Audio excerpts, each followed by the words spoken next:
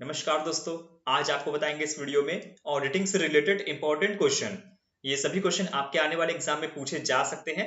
सभी क्वेश्चन को ध्यान से देखिएगा। आइए शुरुआत करते हैं। आज का पहला question, dash is a systematic examination of the books and records of a business. Dash एक व्यवसाय की पुस्तकों और अभिलेखों की एक व्यवस्थित परीक्षा है। वेरिफिकेशन सत्यापन, वाउचिंग प्रत्ययन, ऑडिटिंग अंकेक्षण, नन ऑफ द अबव इनमें से कोई नहीं। यहां बात हो रही है dash is a systematic examination of the books and records of a business. क्या कहते हैं? अंकेक्षण, auditing. Option C. Question number 2, the main object of an audit is. Audit का मुख्य उद्देश्य डैश है। Option A, detection and prevention of fraud and error, धोखाधड़ी और त्रुटि का पता लगाना और उसकी रोकथाम करना। Option B, expression of opinion, राय की अभिव्यक्ति। Option C, both A and B. Option D, depends on the type of audit, audit के प्रकार पर निर्भर करता है। यहां क्वेश्चन एक बार फिर से देखते हैं।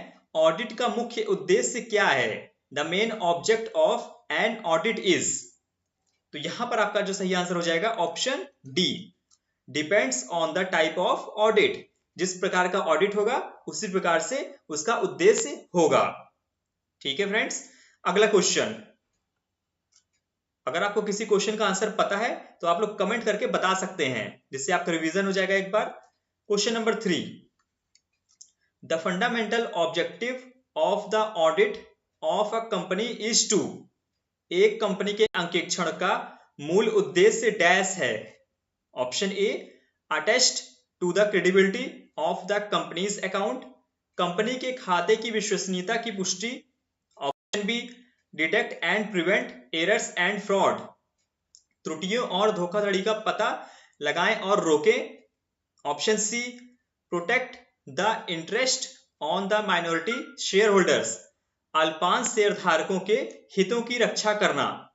Option D, assesses the effectiveness of the company performance, company के प्रदर्शन की प्रभावशीलता का आकलन करना। यहां पर बात हो रही है एक कंपनी के अंकेक्षण का मूल उद्देश्य डैश है। तो यहां पर आपका कौन सा आंसर हो जाएगा? Option A. ठीक है, क्या हो जाएगा friends? Attach to the credibility of the company account, company के खाते की विश्वसनीयता की पुष्टि करना।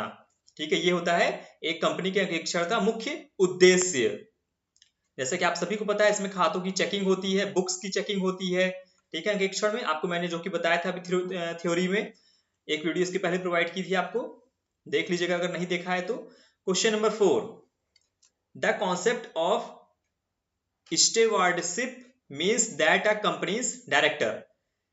स्टीवर्डशिप की अवधारणा का अर्थ है कि एक कंपनी के निदेशक, option A, are responsible for insuring that the company complies with the law, एक यह सुनिश्चित करने के लिए जिम्मेदार है कि कंपनी कानून का अनुपालन करती है।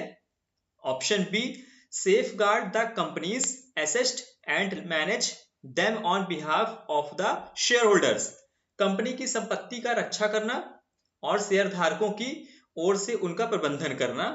Option C, report suspected fraud and money laundering to the authorities, अधिकारियों की संदिग्ध धोखाधड़ी और मनी लॉन्ड्रिंग की रिपोर्ट करना। Option D, are responsible for insuring that the company pays its tax by the due date, यह सुनिश्चित करने के लिए जिम्मेदार है कि कंपनी नियत तारीख तक अपने कर का भुगतान कर सकती है। तो देखिए यहां पर आप ऑप्शन को आराम से पढ़ लीजिएगा वीडियो रोक करके। यहां पर आपको इसका सही आंसर बता देते हैं, ऑप्शन बी हो जाएगा right answer, safe guard the company's assets and manage from on behalf of share holder. ठीक है, आइए अगला क्वेश्चन देख लेते हैं। Question number 5। फ्रेंड्स, वीडियो को लाइक कर दीजिएगा अगर पसंद आ रही हो। हम आपके लिए इस प्रकार की डेली वीडियो लेकर के आने वाले हैं। जैसा कि आपका एग्जाम आने वाला है दिसंबर 2021 में यूपीपीसीएल असिस्टेंट अकाउंटेंट का, तो जहां पर आपके 3 टॉपिक दिए हुए हैं ऑडिट से संबंधित, तो आपको हम टॉपिक वाइज क्वेश्चंस और थ्योरी प्रोवाइड करने वाले हैं। तो थ्योरी मैंने आपको एक प्रोवाइड की है अभी, और भी आपको प्रोवाइड करेंगे उससे रिलेटेड। तो आपकी उम्मीद करते हैं अच्छी तैयारी हो जाएगी, पूरी कोशिश करेंगे कोर्स कंप्लीट करने की। तो करीब 1-2 दिन बाद से आपकी ओ लेवल के क्वेश्चंस भी आपको प्रोवाइड करेंगे कंप्यूटर में, बस 2 से 3 दिन में। और अभी आपको इनकम टैक्स और ऑडिट से संबंधित क्वेश्चन प्रोवाइड कर रहे हैं। अकाउंटेंसी की काफी ज्यादा वीडियोस प्रोवाइड कर चुके हैं, आप लोग देखिएगा हमारे प्लेलिस्ट में जा करके। करीब 200 प्लस वीडियोस आपको प्रोवाइड कर चुके हैं केवल अकाउंटेंसी की। ठीक है, हमारे प्लेलिस्ट में आप जाके देख सकते हैं। आइए 5वां क्वेश्चन देख लेते हैं। The term audit is derived from the Latin word audire which means, जो कि मैंने आपको बताया था ऑडियर का मतलब क्या होता है। तो देखिए यहाँ पर सही आंसर आपका हो जाएगा ऑप्शन सी, सुनना। ठीक है, पहले जो ऑडिट शब्द है वो ऑडियर शब्द से बना है, जिसको ऑडियर को बोला जाता है सुनना। पहले के लोग इतना लेन देन नहीं होता था, तो ऑडिटर जब आता था उनके यहाँ तो उसको सुन करके ही वो बता देते थे। तो आइए देख लेते हैं इसके बाद अगला। देखिए वेरी वेरी मोस्ट इंपॉर्टेंट, जैसा कि आपको बताना चाहेंगे, आपके एग्जाम में एक से दो कम से कम सेक्शन पूछ लेता है कि ये सेक्शन में क्या है, इसके अंतर्गत क्या चीज है, हम इससे क्या प्रॉफिट है। तो आपको हम हर वीडियो में 1 से 2 सेक्शन बताने वाले हैं। जैसे कि मैंने आपको पिछले वीडियो में सेक्शन 80LA बताया था, और अब आपको बताने वाले हैं section 80C। Very very important. चलिए पढ़ते हैं इसको, हिंदी और इंग्लिश दोनों में। Section 80C is one of the most popular and favorite sections among the taxpayer, as it allows to reduce taxable income by making tax saving investments or incurring eligible expenses. It allows a maximum deduction of rupees 1.5 lakhs every year from the taxpayer total income. अब इसको हिंदी में भी पढ़ देते हैं। धारा 80C tax payer के बीच सबसे लोकप्रिय और पसंदीदा वर्गों में से एक है। ठीक है, इसको सभी लोग पसंद करते हैं। इस टैक्स को क्यों करते हैं आइए देखते हैं। क्योंकि यह टैक्स बचत, निवेश या योग्य खर्चों को वहन करके कर योग्य आय को कम करने की अनुमति देता है। यह करदाता की कुल आय से हर साल अधिकतम 1.5 लाख रुपए की कटौती की अनुमति देता है। ठीक है, तो उम्मीद करते हैं आपको ये समझ में आ गया होगा। इसको आप अच्छे से पढ़ लीजिएगा। सेक्शन 80C के बारे में आपके एग्जाम में पूछा जा सकता है। हम आपको पूरी कोशिश करेंगे कि सभी वीडियो में 1 से 2 आपको सेक्शन प्रोवाइड करें। तो अगला क्वेश्चन देख लेते हैं। क्वेश्चन नंबर 6 आपके स्क्रीन पर आ रहा है। तो देखिए 6 नंबर आ चुका है। Why do auditors concentrate their efforts on material items in accounts? लेखा परीक्षक अपने प्रयासों को खातों में भौतिक वस्तुओं पर क्यों केंद्रित करते हैं? Option A, because they are easier to audit, क्योंकि उनका ऑडिट करना आसान होता है। Option B, because it reduce the audit time, क्योंकि इससे ऑडिट का समय कम हो गया है। Option C, because the risk to the accounts of their being incorrectly state in greater, क्योंकि उनके गलत तरीके से बताए गए खातों के लिए जोखिम अधिक है। Option D, because the director have asked for it, क्योंकि निदेशकों ने इसके लिए कहा है। देखिए यहाँ पर क्वेश्चन फिर से पढ़ देते हैं। Why do auditors concentrate their efforts on material items in accounts? तो देखिए यहाँ पर आपको जो सही आंसर बनने वाला है वो हो जाएगा C, because the risk to the accounts of their being incorrectly stated is greater, क्योंकि उन्हें उनके गलत तरीके से बताए गए खातों के लिए जोखिम अधिक है। ठीक है फ्रेंड्स, अगला क्वेश्चन देखिए, यहां से आपको कम से कम 1 से 2 नंबर तक का एग्जाम में पूछा जा सकता है। तो सभी क्वेश्चन को ध्यान से देखते रहिएगा। और ये आपकी वीडियो नंबर 1 है ऑडिट के MCQ से रिलेटेड। ठीक है, कौन सी वीडियो है? Number 1। Question number 7. Which of the following is not the responsibility of a company's director? निम्नलिखित में से कौन सी कंपनी के निदेशकों की जिम्मेदारी नहीं है? Option A, reporting to the shareholders on the accuracy of the accounts, खातों की सटीकता पर शेयर धारकों की रिपोर्ट करना। Option B, keeping proper accounting records, उचित लेखा रिकॉर्ड रखना। Option C, supplying information and explanation to the auditor, लेखा परीक्षक को सूचना और स्पष्टीकरण की आपूर्ति। Option D establishment of internal controls, आंतरिक नियंत्रणों की स्थापना। तो क्वेश्चन को एक बार फिर से पढ़ लीजिएगा, यहां पर आपको सही आंसर बता देते हैं। ऑप्शन ए वाला यहां पर राइट हो जाएगा। Reporting to the shareholders on the accuracy of the accounts, खातों की सटीकता पर शेयर धारकों को रिपोर्ट करना। तो अगला क्वेश्चन देख लेते हैं। फ्रेंड्स, वीडियो के साथ अपने दोस्तों के साथ भी शेयर करते रहिएगा, और अभी तक सब्सक्राइब नहीं किया है चैनल को सब्सक्राइब कर लीजिएगा और बेल आइकन भी दबा दीजिएगा, जिससे हमारी वीडियो जब भी अपलोड होगी तो आपको तुरंत नोटिफिकेशन मिल जाएगा। अगला question 8, international auditing standards are issued by the, अंतरराष्ट्रीय लेखा परीक्षा मानक डैश द्वारा जारी किए जाते हैं। इंटरनल अकाउंटिंग स्टैंडर्ड्स बोर्ड, अंतरराष्ट्रीय लेखांकन मानक board. Option B international federation of accountants, लेखाकारों के अंतरराष्ट्रीय संघ। Option C international standards board, अंतरराष्ट्रीय मानक board. Option D auditing practices board, auditing practice board. तो इसका आंसर क्या होगा क्वेश्चन नंबर 8 का? अगर आपको पता है तो आप कमेंट करके बता सकते हैं। International auditing standards are issued by the, so यहां पर आपका सही आंसर देखिए बन जाएगा option B, international federation of accountants, लेखाकारों के अंतरराष्ट्रीय संघ। ठीक है, बी वाला यहां पर सही हो जाएगा। इसी क्रम में अगला क्वेश्चन आपके सामने आ रहा है। Assuming that it is not the first appointment of the auditor, who is responsible for the appointment of the auditor? यह मानते हुए कि यह लेखा परीक्षक की पहली नियुक्ति नहीं है, जो लेखा परीक्षक की नियुक्ति के लिए उत्तरदायी है। The board of directors in a board meeting, the audit committee, the managing director, the shareholder in a general meeting। देखिए, आपको बताना चाहेंगे ये क्वेश्चन वेरी इंपॉर्टेंट है, ये कई बार एग्जाम में पूछा जा चुका है।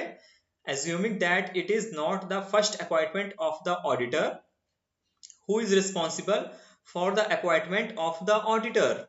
ऑडिटर की अपॉइंटमेंट करने के लिए कौन रिस्पॉन्सिबल होता है नियुक्त करने के लिए? तो देखिए यहां पर आपका जो सही आंसर बनेगा ऑप्शन डी हो जाएगा, the share holder in a general meeting. ठीक है, डी वाला यहां पर देखिए सही हो जाएगा, इसको अच्छे से याद कर लीजिएगा। इसी क्रम में अगला question 10, which one of the following is not a duty of the auditor? निम्नलिखित में से कौन सा एक अंकेक्षक का कर्तव्य नहीं है? Duty to report to the company's bankers, company के बैंकरों को रिपोर्ट करने का कर्तव्य। B duty to report on any violation of law, company के किसी भी उल्लंघन पर रिपोर्ट करने का कर्तव्य। C duty to sign the audit report, audit report पर हस्ताक्षर करने का कर्तव्य। D duty to report the members, सदस्यों को रिपोर्ट करने का कर्तव्य। ये भी क्वेश्चन इंपॉर्टेंट है। देखिए, कम से कम अगर आप बीकॉम के स्टूडेंट हैं या कॉमर्स के स्टूडेंट हैं तो आप इन सभी क्वेश्चन को ध्यान से देखते रहिएगा, आपके लिए तो वेरी इंपॉर्टेंट है, आपके एग्जाम में भी पूछा जा सकता है। तो यहां आपको बताना था निम्नलिखित में से कौन सा एक अंकेक्षक का कर्तव्य नहीं है। तो कौन सा कर्तव्य नहीं है यहाँ पर? आपका आंसर ए हो जाएगा, duty to report to the company's banker, company के बैंकरों को रिपोर्ट करने का कर्तव्य। ठीक है, जो भी कंपनी के बैंकर होते हैं उनको रिपोर्ट नहीं करता है, इसका कर्तव्य नहीं है। बाकी ये सभी आपके बी वाला, सी वाला और डी वाला इसका कर्तव्य होता है। अगला question 11, sale of ₹50,000 to A, ठीक है, sale of ₹50,000 to A was entered as a sale to B. This is an example of, A को 50,000 रुपए की बिक्री B को बिक्री के रूप में दर्ज की गई थी, यानी A ने किया था लेकिन उसकी एंट्री कहां कर दी गई है? B में। तो यह उदाहरण कौन सा है? Error of principles, error of omission, error of commission, compensating errors, error of principle, error of omission, error of commission, compensating error. देखिए यहां पर आपका जो आंसर होगा वो हो जाएगा सी वाला, एरर ऑफ कमीशन। ठीक है, क्या होगा? Error of commission. अगला क्वेश्चन आपके स्क्रीन पर देखिए फ्रेंड्स, आपको बताना चाहेंगे पहले आपको जो हम ये सब क्वेश्चन बता रहे हैं, ये सब क्वेश्चन को अच्छे से देखिएगा, याद कर लीजिएगा, क्योंकि आपका जब भी हमारा ये मतलब कि सिलेबस कंप्लीट हो जाएगा ऑडिट का, जैसे ही ये टॉपिक कंप्लीट होता है, ठीक है, अभी आपको ऑब्जेक्ट ऑफ ऑडिट बता रहे हैं पहला टॉपिक, जैसे ये कंप्लीट होता है आपका एक दिन, फिर लाइव टेस्ट होगा, उनमें ये सभी क्वेश्चन शामिल होंगे। आप जब क्लियर कर लेंगे वहां पर, आप सभी आंसर बता लेंगे, तो उसके बाद हम लोग देखेंगे अगला टॉपिक। ठीक है, इसके बाद देखिए 12 नंबर क्वेश्चन क्या कह रहा है? Which of the following is not true about opinion on financial statements? वित्तीय विवरणों पर राय के बारे में निम्नलिखित में से कौन सा सत्य नहीं है? आइए पढ़ते हैं। देखिए ऐसे क्वेश्चन पूछे जाते हैं एग्जाम में, आप जैसे कि देखे होंगे पिछले एग्जाम में असिस्टेंट अकाउंटेंट के, तो इस तरह के काफी क्वेश्चन थे, सत्य है, असत्य है, सत्य नहीं है, इस तरह के। तो ए वाला हो जाएगा, he should examine whether recognized accounting principle have been consistently। उससे यह जांचना चाहिए कि क्या मान्यता प्राप्त लेखांकन सिद्धांत लगातार, ठीक है। Option B, his opinion is no guarantee to future viability of business। उनकी राय व्यापार की भविष्य की व्यवहार्यता की कोई गारंटी नहीं है। Option C, he is responsible for detection and prevention of frauds and errors in financial statement। वह वित्तीय विवरणों में धोखाधड़ी और त्रुटियों का पता लगाने और उनकी रोकथाम के लिए जिम्मेदार है। इसी क्रम में D, the auditor should express an opinion on financial statement. लेखा परीक्षक को वित्तीय विवरण पर एक राय व्यक्त करनी चाहिए। तो देखिए आपके सामने चारों ऑप्शन आ चुके हैं, अगर आपको पता है तो आप इसे कमेंट करके बता सकते हैं। फ्रेंड्स आप लोग बताइएगा आज की वीडियो आपको कैसी लगी। ठीक है, हम आपके लिए ऐसे वीडियो और भी लेकर के आएंगे आगे। आप कुछ पूछना चाहते हैं, आपका कोई सजेशन है तो आप हमें कमेंट करके बता सकते हैं। सभी कमेंट देखे जाते हैं, क्योंकि इतनी ज्यादा कमेंट्स हो जाते हैं कि हमें टाइम नहीं मिलता सभी कमेंट का रिप्लाई करने का। जो भी इंपॉर्टेंट होता है या जो भी हमारे जिन्होंने हमें ज्वाइन किया है उनको सबसे पहले रिप्लाई किया जाता है। जैसा कि मैंने आपसे बताया था कि आप अगर हमें 599 से ज्वाइन करेंगे तो आपको प्रायोरिटी दी जाएगी कमेंट्स में। आपका जब भी कमेंट आएगा तो सबसे पहले दिया जाएगा, चाहे 100 कमेंट आए हो। ठीक है, तो ज्वाइन कर लीजिए सभी लोग फटाफट 599 वाला। तो यहाँ पर आपका जो सही आंसर होने वाला है ऑप्शन सी। सी से क्या हो जाएगा? He is responsible for detection and prevention of frauds and error in financial statement. वह वित्तीय विवरणों में धोखाधड़ी और त्रुटियों का पता लगाने और उनकी रोकथाम के लिए जिम्मेदार हैं। तो फ्रेंड्स आज के लिए इतने ही क्वेश्चन थे। वीडियो को लाइक कर दीजिएगा, मिलते हैं नेक्स्ट वीडियो में। शेयर कर दीजिएगा अपने दोस्तों के साथ, और पहली बार विजिट कर रहे हैं चैनल पर तो चैनल को सब्सक्राइब कर लीजिएगा, और हमारे टेलीग्राम को भी ज्वाइन कर लीजिएगा, जहां पर आपको हम PDF प्रोवाइड करते हैं।